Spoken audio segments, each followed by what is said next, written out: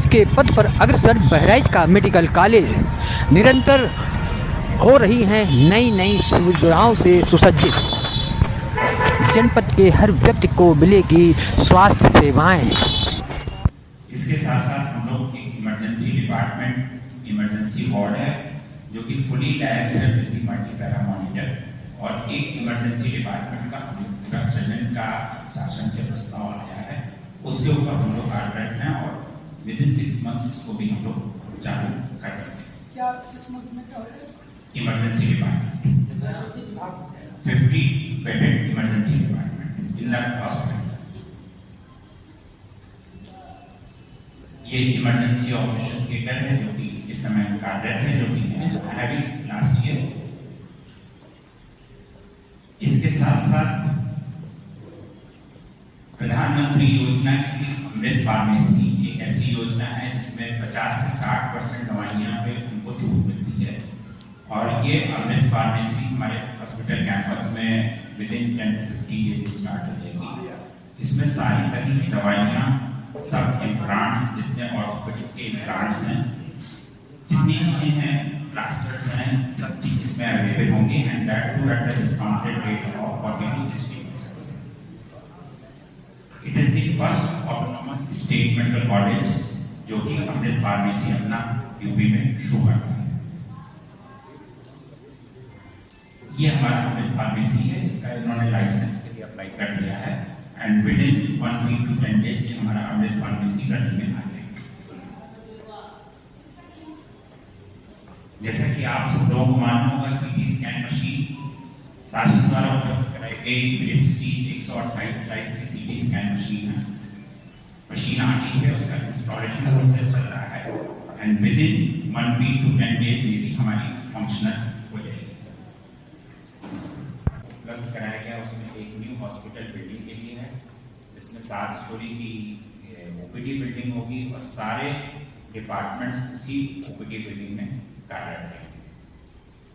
New building for the mortuary, new OPD block, hospital RCC road, renovation of the old hospital building with electrification, और जो सबसे important है that is the MRI facility, जो कि हमारे मार्च तक उम्मीद कर रहे हैं, क्योंकि मार्च तक हमारा एमआरआई भी यहाँ पे इंस्टॉल हो जाएगा।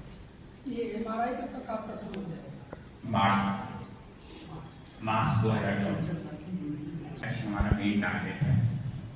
जो पेशेंट पॉइंट ऑफ व्यू से करना है वो हमारे लिए एक सबसे बड़ा नियर टारगेट है, सीटी मशीन को चालू करना, उसके बाद एमआरआई को चालू करना, एमआरआई इंस्टॉल करा के एमआरआई चालू करना, और उसके बाद एडवांस ट्रीटमेंट के लिए जब हमारे पास रेजिडेंट्स आ जाते हैं, पीसीस आ जाती हैं, तब एडवांस ट्रीटमेंट के लिए आईसीयू और आईसीसीयू को चालू करना। ये तभी संभव है जब हम सब लोग, आप सब लोगों का सपोर्ट होगा, आप लोगों की इच्छा शक्ति, हम लोगों की इच्छा शक्ति, आप लोगों की इच्छा शक्ति मिलकर बहराइच के मरीजों के लिए हम लोग आगे क्या कर सकते हैं, ये आप लोगों का अपना अनुभव, आप लोगों के विचार, आप लोगों की चीजों को जैसे जैसे आप लोग एडवाइस करोगे उसको आगे लेके हम लोगों को चलना। ये एक हमारा कॉलेज की तरफ से प्रेजेंटेशन था। इसमें अगर किसी को कोई जानकारी चाहिए हो, डिटेल चाहिए हो, मरीज को इमरजेंसी में भेजने के बाद डॉक्टर सबसे पहले उसको रेफर करने का प्लान करते हैं, जबकि मेडिकल कॉलेज है, उनको पूरा ये प्रयास करना चाहिए कि गरीब मरीज है, जनपद का है, जिसके पास पैसा है कि नहीं है, वो व्यवस्थाएं उसको लखनऊ में मिल पाएंगी नहीं मिल पाएंगी। ऐसे में जो व्यवस्था उसको बहराइच में मिलेगी वो लखनऊ में नहीं मिलेगी। ऐसे में अक्सर ये देखा गया है कि कोई भी अगर ऐसे घराने का मरीज है, चाहे वो पत्रकार घर का हो या किसी बड़े घर का हो या कोई बहुत ही गरीब परिवार का जिसके पास कोई पावर ना हो, उसको तुरंत डॉक्टर जो है लखनऊ रेफर करते हैं। तो क्या इसके लिए भी कोई स्ट्रेटजी बनाएंगे कि मरीज को मैक्सिमम बेहतर तरीके से इनको देखा जाए? अभी तक हम मरीज रेफर होते थे क्योंकि हमारे पास इंफ्रास्ट्रक्चर नहीं था। एक सबसे बड़ा एक्सक्यूज था कि मरीज को सीटी स्कैन कराना है या कोई एडवांस ट्रीटमेंट लेना है, एडवांस इन्वेस्टिगेशन कराना है, वो यहाँ पे नहीं उपलब्ध है, वो मरीज को इसलिए रेफर करते हैं। सीटी स्कैन और डायलिसिस चालू होने के बाद हमारा 70 to 80% मरीज हमारे पास नहीं मिल रहे, हेड इंजरी का जो मरीज आता है उसमें हेड इंजरी में सबसे बड़ी चीज होती है कि मरीज को चोट लगती है लेकिन वो ऊपर से नहीं दिखाई देती, अंदर हेड में एक हेमेटोमा बन जाता है और वो हेमेटोमा 24 घंटे से 48 घंटे के बाद बनना शुरू होता है।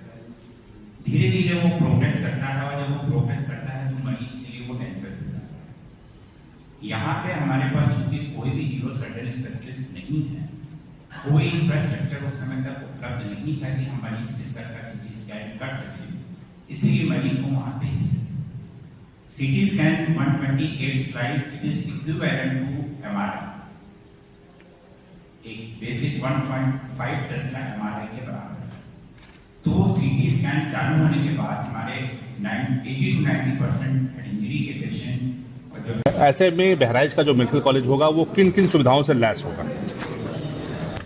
2024 में मेरा टारगेट है कि हम बहराइच मेडिकल कॉलेज को जितनी से अधिक सुख सुविधाएं उपलब्ध करा सकते हैं। सीटी स्कैन मशीन का चालू होना, एमआरआई का इंस्टॉल होकर चालू होना, मरीजों के लिए सारे इन्वेस्टिगेशंस फ्री ऑफ कॉस्ट होना, जो ट्रॉमा के पेशेंट आते हैं उनके लिए सारी सुविधाएं उपलब्ध होना, मरीज का यहाँ से रेफर ना होना, डायलिसिस हमारी शुरू हो चुकी है और सरकार की जितनी सुविधाएं हैं, अमृत फार्मेसा का स्टार्ट होना, जितनी सुविधाएं हम सोच सकते हैं जो हमारे दिमाग में डे बाय डे इम्प्रूवमेंट होगा।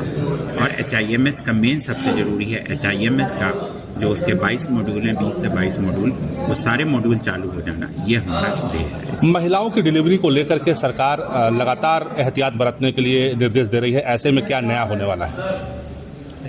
ऐसे में महिलाओं के लिए हम पूरी सुविधाएं अच्छे से उपलब्ध करा रहे हैं। एक महिला वार्ड में हम 10 बेड का पूरा ICU डेवलप कर रहे हैं कि अगर किसी महिला को इमरजेंसी पड़ती है डिलीवरी के समय तो उस महिला को वहीं पे तत्काल सुविधा उपलब्ध हो जाए। सर, न्यूनेटल बेबीज के लिए क्या योजना है, क्योंकि ज़्यादातर मरीज को न्यूनेटल बेबीज को रेफर किया जाता है बाहर रखने के लिए? न्यूनेटल के लिए हमारे पास 42 बेडेड का हमारा हॉस्पिटल चालू होने जा रहा है, वो इसी मंथ चालू हो जाएगा। पूरा हमारा इंफ्रास्ट्रक्चर लग गया है, पूरी बिल्डिंग तैयार हो गई है, सारे बेड्स हैं और इसी मंथ हम उसको चालू कर देंगे। सर, बायोमेडिकल वेस्ट जगह जगह पता मिलता है और काफ़ी मैकेनिज्म डेवलप करने की जरूरत है, क्या स्थिति इसको लेकर? बायोमेडिकल वेस्ट के लिए हमने अपने स्टाफ को पूरा ट्रेंड कर दिया है और इन कोलैबोरेशन विद KGMU वो हमारा प्रोजेक्ट चल रहा है और इस मंथ से वो फुल्ली फंक्शनल वो हमारे कंट्रोल। धन्यवाद।